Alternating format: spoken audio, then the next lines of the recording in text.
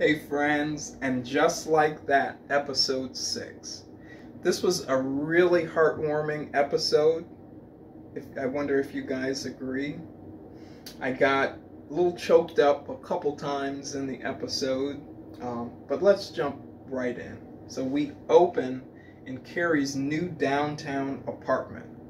Oh my God. This apartment is gorgeous. It's bright. It's open. It's, truly museum quality. But it's a little too sterile. I mean, I noticed that on first glance. There's no soul or personality in it. Carrie says, I don't know if I'm a downtown type of girl. I think downtown represents kind of her moving forward in this youthful Instagram, that kind of lifestyle. But as we keep talking about it, I don't know if that really fits Carrie. But I love the space. It was open. It was beautiful and white. But, and like she says, it represents her living in the future. Meanwhile, at Charlotte's house, Rock is ready to embrace the future. She's a girl of the future.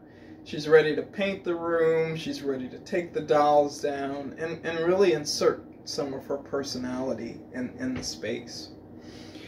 Charlotte is having a little bit of trouble with all of these adjustments.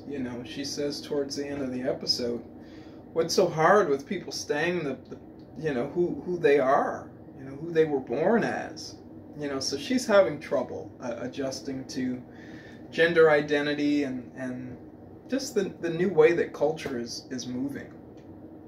But, like a mom does, she says, you know what, sweeties, we'll talk about this later. Let me wrap my mind around it in a sense. And they move on from that for them. Miranda and the professor. Now, I think I may have been wrong. I think I may have been a little bit too judgmental about the professor. I think that as myself and one of the ladies in the comments were talking, I think the pressure, about children, I think the IVF treatments were a source of some of the anger or some of the rage that I was noticing in some of the earlier episodes. But she really kind of won me over this time around. When she talks about fertile myrtle and just really not wanting to be around someone like that makes her feel inadequate. Comparison, as we'll come back to towards the end of the episode with Carrie, comparison can really steal your joy. Seema and Carrie, they go sari shopping at this fabulous dress shop, and they start talking about some really serious things like arranged marriage and what it means to Seema's family that she's single, what it means in Indian culture for a woman to be 53 years old and unmarried, as great and powerful and wonderful as she may be. And that's really a sad commentary, about where we are in society and where some groups still need to move towards. But I'm glad that they tackled it, head on. She tells Carrie, I want you to wear a sari to this party. It's not cultural appropriation. You're with me. It's cultural appreciation. And I feel that way about my friends as well. I've got friends here on YouTube and friends in my personal life, and we come from different backgrounds. But we're able to talk. We're able to be ourselves around one another. And I think that heals a lot of divides. Do you know what I mean? So Carrie walks away from that conversation and she says, okay, I'm going to look at this apartment kind of like an arranged marriage. I don't have to love everything right off the bat, but slowly and little by little, I'll find my way to appreciate this new me and this new apartment. I was all on board with that way of thinking as I was watching it. But now looking back, thinking about arranged marriages, I think that concept of her not loving where she lived, I think it was doomed to fail from the beginning. Do you know what I mean? what put the nail in the coffin is this mystery beep. You know, she's got to wear a hat and sunglasses in the apartment because it's so darn bright. But this mystery beep is driving her crazy. It's not the dishwasher. It's not the refrigerator. Maintenance is already tired of her calling. And so this is, you know, downtown turns out not to be a great fit. Miranda, meanwhile, cannot stop thinking about Che. You know, twice in this apartment, we see her fantasizing about Che and their experience. And, you know, where is this going to go? You know, a girlfriend of mine, we were talking about Steve the other day. You know, poor Steve. You know, when is he going to be brought into the fold about these changing attitudes? That's who I keep thinking about. But let's get back to fertile Myrtle and the professor. So they finally go out to dinner. It's discussed that Myrtle is pregnant again, and the husband says, you know, a couple like you've got to have babies. And so that societal pressure, you know, and while the professor put on a tough face, that pressure was there, and it was really, really disheartening and disappointing. You know, I'm watching the episode thinking, and this is a safe space, guys, so we can talk. I'm thinking, you know, Seema's family and you know, Indian culture, I says, you know, they've got a long way to go, you know, about accepting one another and moving into a more forward way of thinking. And then I'm confronted with this conversation at dinner with the professor, you know, where she's being shamed into not having children. And I says, wow, you know, maybe it's more than just cultures that seem exotic that have a lot of work to do, you know. What I really loved about it, though, and I don't think it's a part of everyone's relationship, but her husband, when they get home, you know, when she speaks her mind, he says, I've got you. You know, remember, this is me that you're talking to. And I wrote a note here, you know, to talk to your partner, you know, and they should have your back. If you're in a situation where you can't talk to your partner about the way that you're feeling, about what you want to do with your body, your life, etc., there needs to be some change. Because your partner, I mean, my goodness, you live together, you sleep together.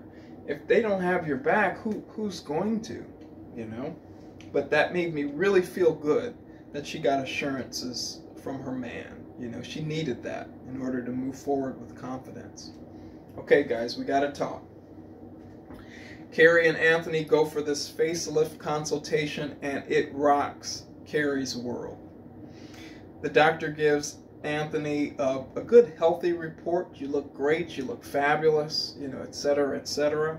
And a not so good report to Carrie. You know, you've got a wide range of options. You know, he says, what are you, 48, 49? You know, the casual cruelty that he used in trying to needle her into getting a procedure, it was really cold. And I said to myself, I'll never, you know, you probably see all these lines and think, I will never go for any kind of consultation like that.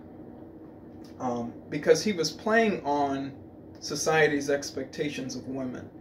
He left Anthony alone. Maybe I can't get top dollar from him, but this lady here, you know, I can get thousands of dollars out of, and I'll play on her insecurity. And I was not a fan of that whatsoever. You know, he's not her family. He's not her friend. His opinion should not hold sway in her life whatsoever. And I got to thinking, you know, we are enough. You know, it's not just for Carrie, it's not just for myself. Anyone watching this, you know, in 2022, we're going to be proud of the life that we've led, and you know what life does to us. It's not necessary to go under the knife and to alter and change the way that we are. You know, I could go on and on, but I like how they rounded it out as well at the end of the episode, but we'll get there. Miranda has replaced drinking with fantasizing about Shay. I thought it was really cute that Charlotte says, I relate to you. I had a sex dream about Shay. Charlotte is just as cute as a button, you know. She's always trying to understand someone else's situation. She falls short and falls in the dirt most of the time. But she's endearing to me. You know, she's coming from a place of genuine love, even if she doesn't have all of the understanding that she needs. And, you know, life is coming at her fast, and it's easy to judge someone like that and say, you know, you ought to be a lot further along, and you ought to be with it. But she's trying, and I give her all of the credit for that. She does judge Miranda's affair, but I'm going to tell you something. I'm judging it as well. You know, you're 55 years old. You've made a decision to have children, to get married, to, you know, go on with this life. And you owe some of those people an explanation. You know, if you're going to change, if you're going to move into a different direction, don't leave people in the dark thinking that they're in a happy marriage or, you know, a happy home. I don't like that we've kind of left Steve hanging. I know you know, it's coming up and we will have to cross that bridge. But, you know, I don't love that. I think Miranda is going about this change in an irresponsible way. Share your thoughts in the comments below. Are you liking the way that Miranda is going about this? Or should she be a little bit more responsible with the people in her life, you know, and her handling of them? I love that Carrie says, you know, we can disagree, we can fight sometimes, but I'm not going to let you walk away. You know, and sometimes you need a firm hand in order to guide you back to sense. Not saying that anything that Miranda is doing is nonsensical or she doesn't deserve happiness. But, you know, change is change, but don't walk away from everything that you know.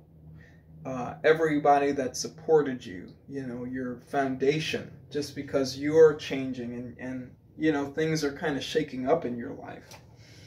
I don't know. I'm not being eloquent about that point, you know, about Carrie standing up to her and saying don't walk away, but that really touched me, you know, that statement.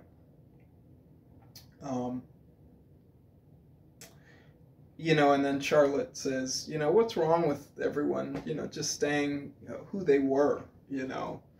And Carrie says, you know, a lot of us weren't afforded the choice. You know, look at me. I've had to move forward with my life reluctantly. And Charlotte is learning these little life lessons in each episode that helps her go back and be a better mom.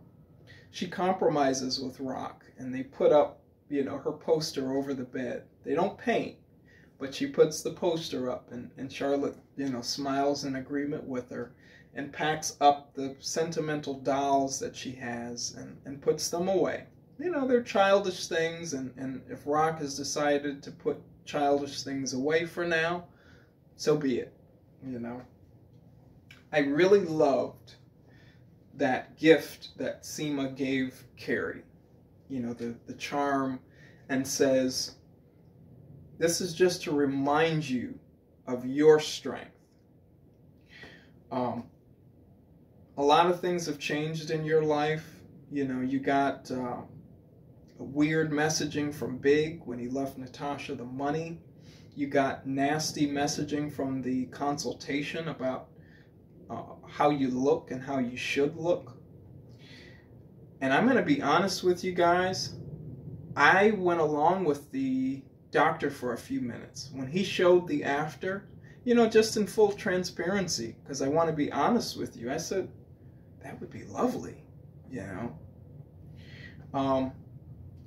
And that's just because I live in society just the way that you and I, you know, we all do. There is a focus on beauty. beauty is better, youth is better. And, you know, I had to check myself. And I loved at the end when Carrie said, you know, I had to remind myself that I loved the last 15 years of my life. Wouldn't trade it for anything in the world. I'm paraphrasing, but, and I started to think about my own life and you know, what that meant to Carrie. And I was really, really proud that she made a decision to stick with who she was. You know, she sold that apartment. She went back home to who Carrie was. You know, you don't necessarily have to be always moving forward and becoming new age and moving downtown and, you know, talking raunchy on this sex podcast, as I'm sure we're going to tackle soon. But she went back home again and decided that she loved, excuse me, that she loved the person that she was, and that she was going to work with and fight for the person that she was. And that's a lesson I think we can all walk away with. It's interesting that, you know, the dentist conversation that Seema can't really tell her parents that, you know, or doesn't feel comfortable telling her parents that she's single, goes back to that cultural conversation that we talked about. I love that they're bringing that into Sex and the City. Hopefully it's not too offensive to people to watch that storyline and you know, see themselves and their stories reflected. I'm sure there are some arranged marriages that have just worked out perfectly. But, you know, Seema is enough. She's great. She's fabulous. You know, she's smart. And she doesn't need to lie about her situation for the people around her to see how great she is. And, you know, that's basically where we left this episode. It was lovely. A lot of life-affirming lessons. I walked away feeling more confident than when the episode started. What were your favorites? What were your standouts? And did you love Carrie's new apartment? Oh, I would have stayed, beeps and all. But we'll see. I love that she got back to her, and we'll see where we go next week. And just like that, that's the end of this review. Thank you so much for joining me. Give this video a like, a comment if you will, and please consider subscribing to my channel if you're new for more Sex and the City and movie and TV related content. I'll see you soon.